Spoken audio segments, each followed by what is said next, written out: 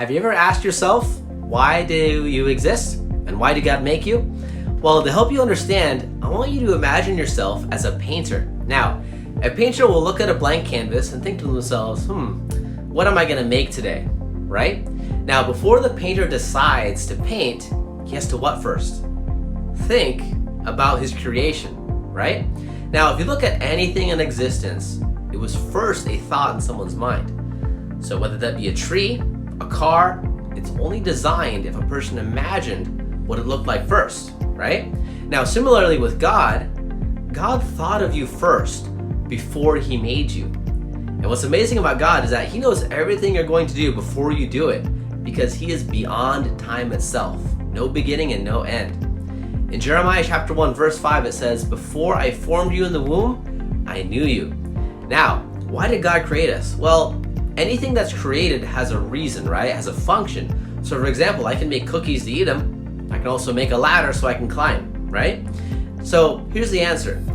The reason why God made you was to reveal his goodness, and so that way you can be happy with him forever in heaven. Now, just like an artist, because God's an artist, he creates art to show us what he's like, right?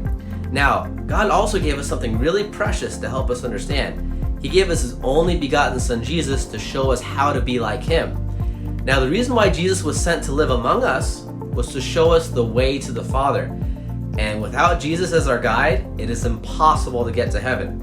In John chapter 14, verse 6, it says, Jesus says, "I am the way, the truth, and the life. No one comes to the Father except through me." Now, for the next part of the lesson, we're going to be going over the Catechism questions and answers. I highly encourage you guys to also download the worksheets below. And if you want an audio MP3 of this lesson, I also provided that as well. Now, let's go on to question number 1. Parents, did you know that 52% of Catholics leave their faith before they reach the age of 18? Not only that, a whopping 70% of Catholics don't even believe in the real presence of Jesus in the Eucharist. Now, this is shocking to hear, but I'm not entirely surprised. With the growth of modernism, poor catechesis, and indifferentism, many Catholic parents are fearful their kids will be part of the statistic.